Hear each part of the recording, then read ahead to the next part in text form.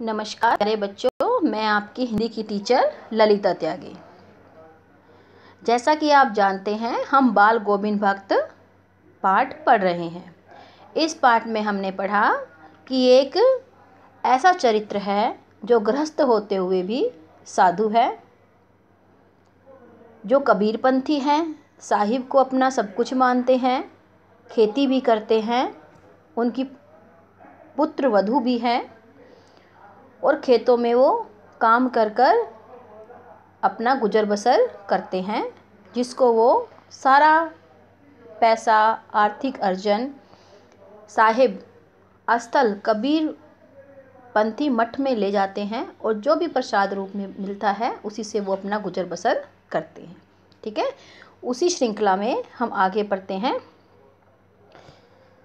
कि न जाने किस वक्त जगकर वह नदी स्नान को जाते गांव से 2 मील दूर।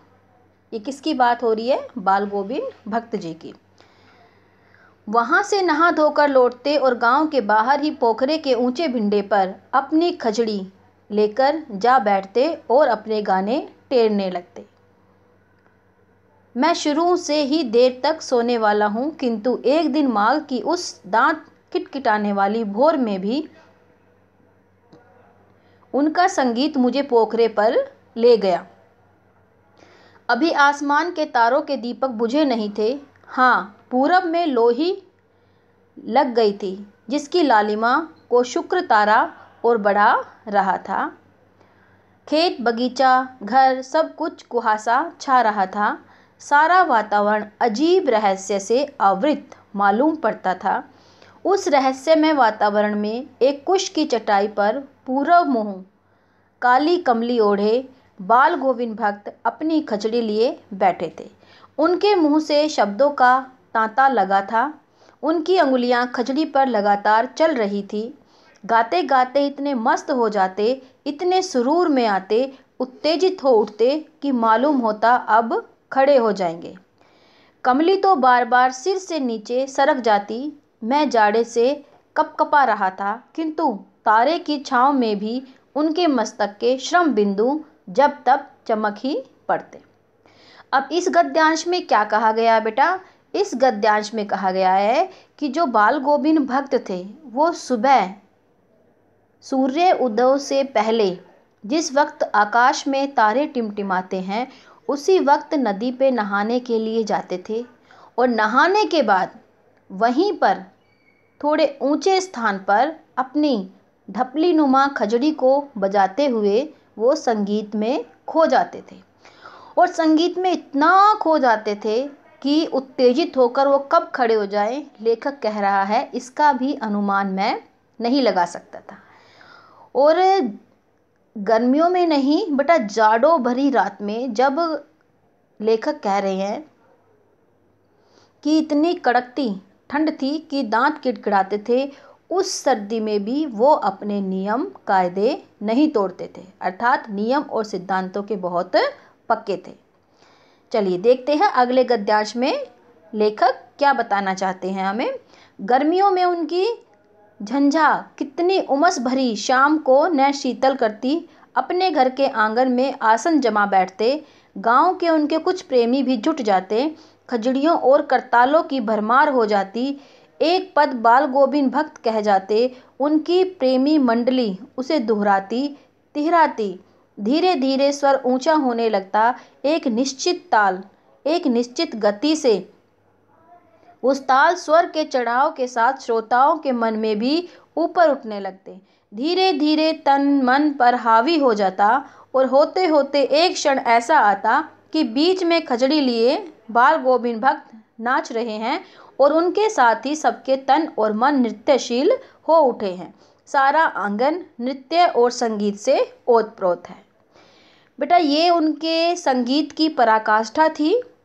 उनका स्वर इतना मधुर था, इतना मन को मोहने वाला था कि गर्मियों के दिनों में जब वो अपने घर में अपने संगी साथियों के साथ खजड़ी बजाते हुए गीत गान करते थे तो सारा माहौल जो है वो नृत्यशील हो उठता था, संगीतमय हो उठता था और हर इंसान नाचने को तैयार हो जाता था। ठीक है। बाल गोविंद भक्त की संगीत साधना का चरम उत्कर्ष उस दिन देखा गया जिस दिन उनका बेटा मर गया। अब ध्यान रखना बेटा, ये एक प्रश्न भी है अभ्यास में कि बाल गोविंद भक्त की संगीत साधना का चरम उत्कर्ष किस दिन देखा गया और किस रूप में देखा गया। ठीक है, तो जिस दिन उनका बेटा मर गया। इकलौता बेटा था वह, कुछ सुस्त और बोदा सा अर्थात कमज़ोर, किंतु इसी कारण बाल गोविंद भक्त उसे और भी मानते। उनकी समझ में ऐसे आदमियों पर ही ज़्यादा नज़र रखनी चाहिए या प्यार करना चाहिए, क्योंकि ये निगरानी और मोहब्बत के ज़्यादा हकदार होते हैं। बड़ी साध से उसकी शादी कराई थी। पतोहू बड़ी ही सुलभ और सुशील मिली थी। घर की पूरी प्रबंधिका बनकर भक्त को बहुत कुछ दुनियादारी से निवृत्त कर दिया था, अर्थात छूट दे दी थी। उसने उनका बेटा बीमार है, इसकी खबर रखने की लोगों को कहाँ फुर्सत। अब देखिए बेटा, यहाँ पे पहले अपने बेटे के बारे में बताया है कि वो सुस्त था, कमज़ोर था, ठीक है, और ऐसे आदमियों पर प्यार रखना चाहिए क्योंकि वो मोहब्बत के ज़्यादा हकदार होते हैं। फिर यहाँ पे लेखक ने बाल गोविंद भक्त की पतोहू बेटे की पत्नी के बारे में बताया था कि वो बहुत सुभग थी, सुशील थी और अच्छा मैनेजमेंट था उसका, अर्थात घर में हर चीज़ की व्यवस्था वो अपने हिसाब से कर लेती थी और सारे काम खुद करती थी। दुनियादारी से ज़्यादातर निवृत्त बाल गोविंद भक्त को छोड़ा हुआ था, ठीक है, निवृत्त कर दिया था, अर्थात अब सारे काम अपने खुद करती थी।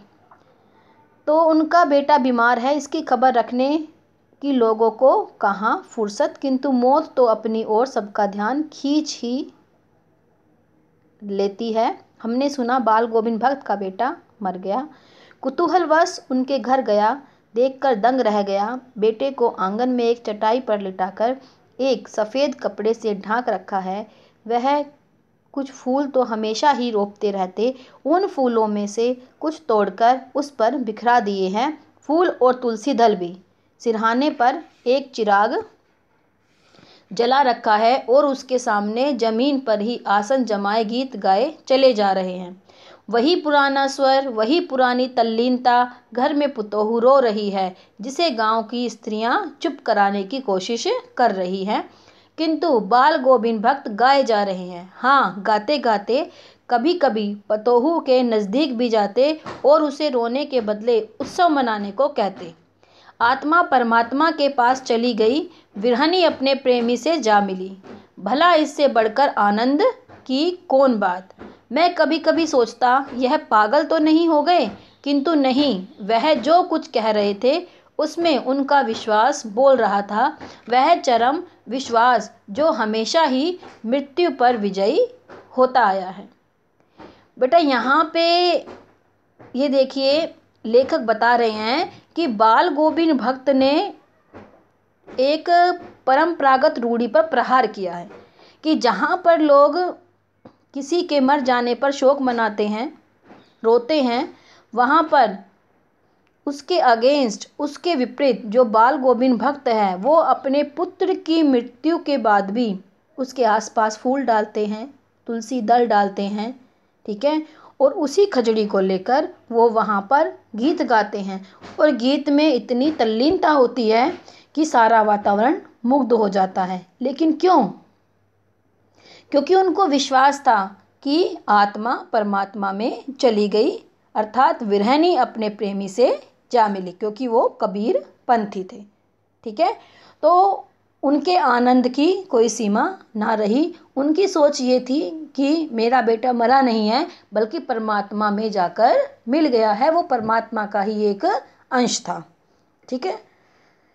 बेटे के क्रियाक्रम में तूल नहीं किया, पतोहू से ही आग लगाई, आग दिलाई उसकी, किंतु ज्यों ही श्राद्ध की अवधि पूरी हो गई, पतोहू के भाई को बुलाकर उसके साथ कर दिया, यह आदेश देते हुए कि इसकी दूसरी शादी कर देना।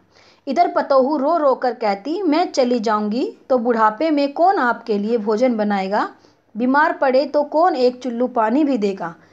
मैं पैर पड़ती हूँ, मुझे अपने चरणों से अलग नहीं कीजिए। लेकिन भगत का निर्णय अटल था, तू जा, नहीं तो मैं ही इस घर को छोड़कर चल दूंगा। यह थी उनकी आखिरी दलील, और इस दलील के आगे बेचारी की क्या चलती। अब ये देखिए बेटा, इसमें लेखक बता रहे हैं कि नंबर 1, पहले तो उन्होंने इस रूढ़ि को तोड़ा कि किसी की मृत्यु के बाद रोना नहीं चाहिए, ठीक है, और उत्सव मनाना चाहिए, क्योंकि आत्मा परमात्मा में विलीन हो जाती है, जो उन्होंने किया। अब इस गद्यांश में लेखक ये बता रहे हैं कि बाल गोविंद भक्त ने जितने भी क्रियाक्रम थे, या जो उनके पुत्र को अग्नि देने का, दाह संस्कार करने का जो अधिकार था, वो भी उन्होंने अपनी बहू को दिया और उसी के हाथ से कराया। यहाँ भी उन्होंने सामाजिक जो रूढ़ी थी उस पर कुठाराघात किया है, ठीक है, और उसी अपनी पुत्र वधू के हाथ से ही अपने बेटे को अग्नि दिलवाई थी, ठीक है। और उसके बाद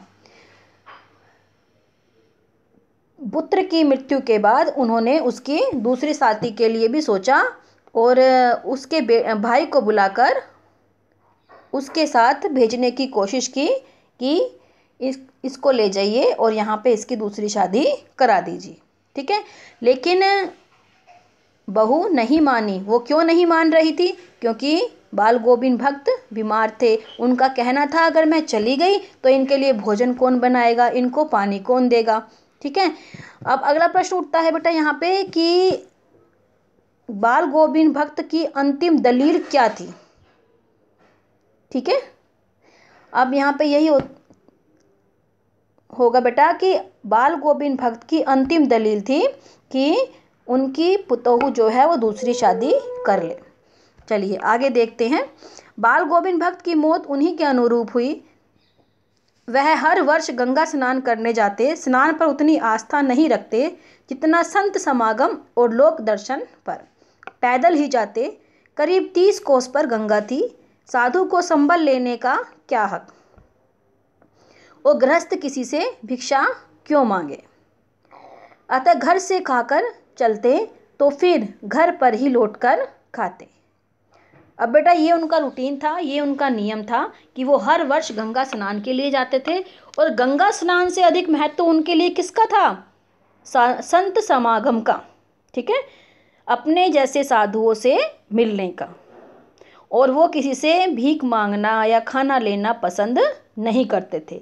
वो अपनी मेहनत की कमाई पर ही गुजर बसर करते थे और उसी को अच्छा मानते थे, क्योंकि वो कबीरपंथी थे। अतः घर से खाकर चलते तो फिर घर पर ही लौटकर खाते। रास्ते भर खजड़ी बजाते गाते, जहाँ प्यास लगती पानी पी लेते। 4-5 दिन आने जाने में लगते, किंतु इस लंबे उपवास में भी वही मस्ती। अब बुढ़ापा आ गया था, किंतु टेक वही जवानी वाली। अर्थात उनके जो स्वर लहरी थी उसमें अब भी इतनी ताकत थी कि वो वातावरण को सुगंधित कर देती थी, संगीतमय कर देती थी। इतना ओज था उनकी संगीत में कि आसपास का जो वातावरण है, आसपास के जो लोग हैं, वो अनायास ही नृत्य की तरफ बढ़ जाते थे। इस बार लौटे तो तबीयत कुछ सुस्त थी। खाने पीने के बाद भी तबीयत नहीं सुधरी। थोड़ा बुखार आने लगा, किंतु नेम व्रत तो छोड़ने वाले नहीं थे। वहीं दोनों जून गीत, संध्या ध्यान, खेती बाड़ी देखना। दिन दिन छिजने लगे, अर्थात कमजोर होने लगे। लोगों ने नहाने धोने से मना किया, आराम करने को कहा, किंतु हंसकर टाल दे रहे। उस दिन भी संध्या में गीत गाए, किंतु मालूम होता जैसे धागा टूट गया हो। माला का एक एक दाना बिखरा हुआ। भोर में लोगों ने गीत नहीं सुना। जाकर देखा तो बाल गोविंद भक्त नहीं रहे, सिर्फ उनका पंजर पड़ा था। अर्थात इस तरह से एक महान व्यक्तित्व स्वर्ग सिधार गए। माला का एक एक दाना बिखर गया, ठीक है बेटा। तो ये थे हमारे बाल गोविंद भक्त, जो गृहस्थ होते हुए भी साधु की श्रेणी में रखे जाते हैं, और ये था इनका व्यक्तित्व, ठीक है। इस वीडियो में इतना ही, ठीक है। अगली वीडियो में हम फिर मिलेंगे बाल गोविंद भक्त के प्रश्न अभ्यास के साथ।